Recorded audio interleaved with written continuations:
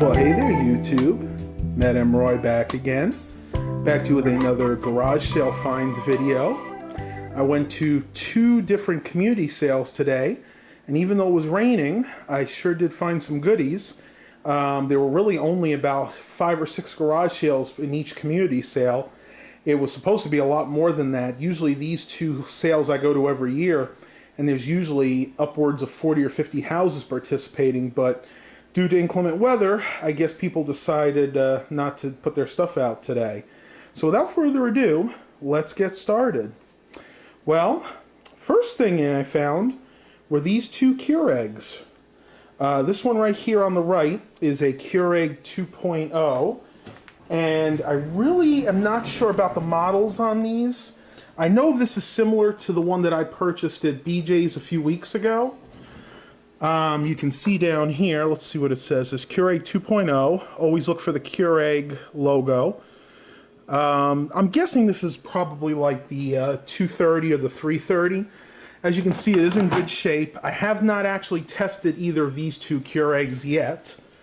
Looks nice and clean in there. Doesn't look like it's really ever been used very much.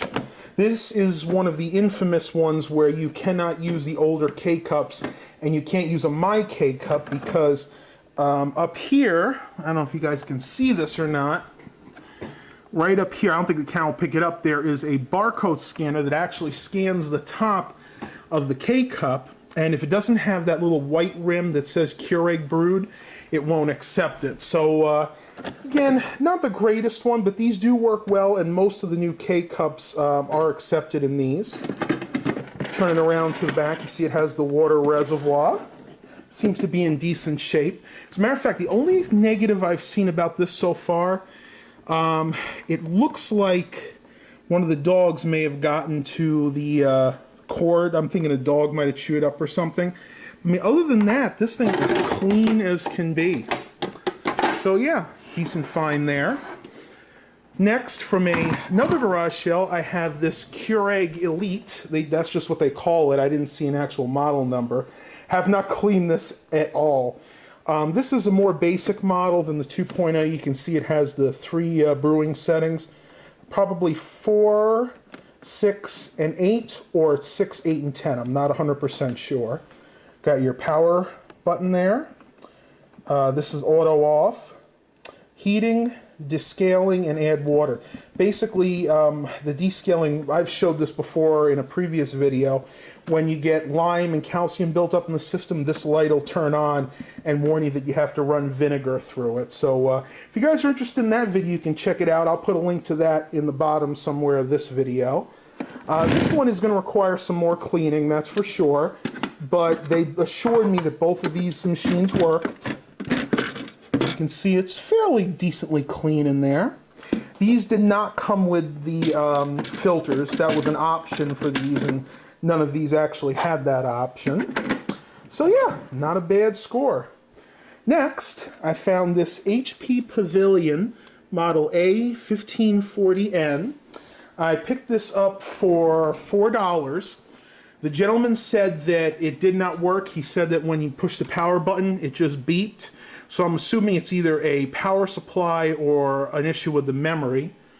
Specs on this are AMD Athlon 64. This is a dual core, the 4200 Plus, with GeForce 6150 graphics. Got 2 gigs of RAM, 250 gig hard drive, and a dual layer DVD burner with LightScribe. Now, I know the hard drive and the processor are original, but I believe the memory's been upgraded. And I'm going to go ahead and do a separate video on this, so I'm not really going to talk too much more about this today. Alright, and last but not least, from the same sale that I purchased this Keurig 2.0 machine from, I got this one. And this machine I have actually tested and got working. When I first got it, let me tell you guys, this was filthy. I wish I took a picture of it, but I didn't. Somebody had actually spray painted the whole front of this. There was paint here, here, and on the ground. And if you look close, you can even see a little remnant of it there where I couldn't clean it up. But I cleaned all the other paint off. I've run vinegar through this so far. I did about 4 or 5 cups of vinegar. I filled it up to here, ran it through, did the desalinization, and this thing is absolutely working perfectly. You can see it's similar to the old Keurig I had. It has the time on it. Let me see. You can set the clock. You can set a auto off time for this to shut off at a certain point. And this is to turn it on in the morning. So I have it set to go on at 7 a.m. and to go off at 8 a.m. or 8 p.m. And this is where you can set the brew temperature. It goes as high as 192. And I think it'll go down, let's see how far it'll go down, to 187. So 187 to 192. I like my coffee hot, so I'm going to keep that at 192. What I thought, I can show you guys how this works. Now, I'm not ready for a cup of coffee. I'm just going to go ahead and brew some hot water. But I will show you that this thing functions perfectly.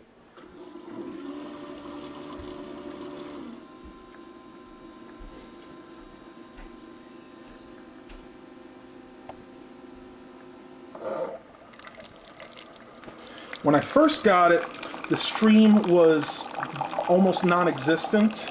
It would only fill up about that much water, and it was sending a lot back into the reservoir. So I knew that there was a clog in the system.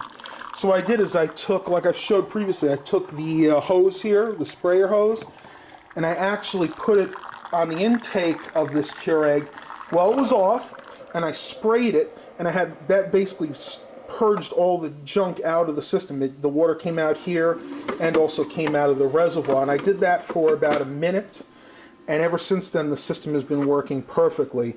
And as you can see, I'm still getting a little bit of coffee grounds out of it, so I probably have to run some more water through it. Another thing I had to do is, way up here, this is the needle that actually penetrates the K-cup and then shoots water in, and I actually had to take this pin here. And you guys can do this if you need to with your Keurig. If it's not producing enough water, you stick it right up in here, and you basically just work it in as much as you can. And yes, I realize the lens is getting fogged up. And you do this for both sides, because you actually have one on this side too. And it's right here. And you basically just work it in. And then once you're done, you run more water through it, and then that'll purge any grounds, any gunk that may have gotten stuck up in the dispenser. Well, these are my garage sale pickups for today. I hope you guys enjoyed this video. Please remember to like and subscribe. And as always, have a blessed day, everybody.